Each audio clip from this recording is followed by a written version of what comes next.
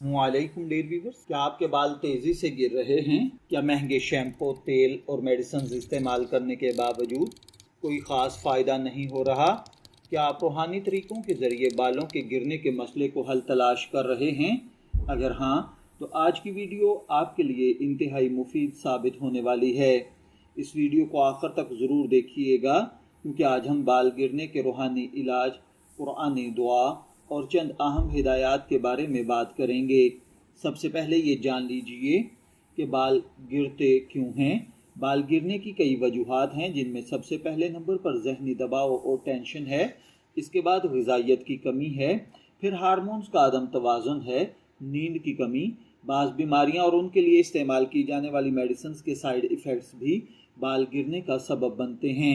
लिहाजा अगर आपके बाल बहुत ज़्यादा गिर रहे हैं तो किसी माहिर डॉक्टर से रुजू करें, और अगर आप इसका रूहानी इलाज करना चाहते हैं तो वो बहुत ही आसान है।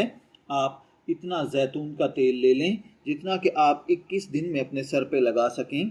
उसके बाद इसमें 21 कलवंजी के दाने डालें। डालने का तरीका ये होगा कि आप कलवंजी का एक दाना पकड़ें, उस पर 7 मरतबा सूरह फातिहा पढ़ें, 7 मरतबा आयतुल कुर्सी और 7 मरतबा सूरह इखलास, और उस पर दम करके आप उसको जैतून के तेल में डाल दें। फिर दूसरे दाने पर इसी तरह 7 मरतबा सूरह फातिहा, 7 मरतबा आयतुल कुर्सी, 7 मरतबा सूरह इखलास पढ़ें और दम करके उसको जैतून के तेल में डाल दें।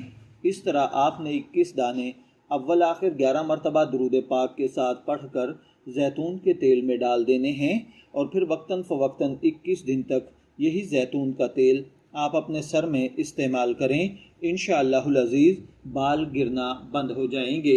याद रखिए, मुतवाज़न ग़िज़ा इस्तेमाल करें, सब्ज़ियाँ, फल और प्रोटीन वाली ग़िज़ाएँ खाएँ, नींद मुकम्मल करें, ज़्यादा टेंशन से बचें, सर की सफाई का ख्याल रखें, ज़रूरत पड़ने पर डॉक्टर से रुजू करें। याद रखिए, शिफा अल्लाह ताला के हाथ में है। रूहानी आमाल के साथ साथ तिब्बी असबाब इख्तियार करना सुन्नत है।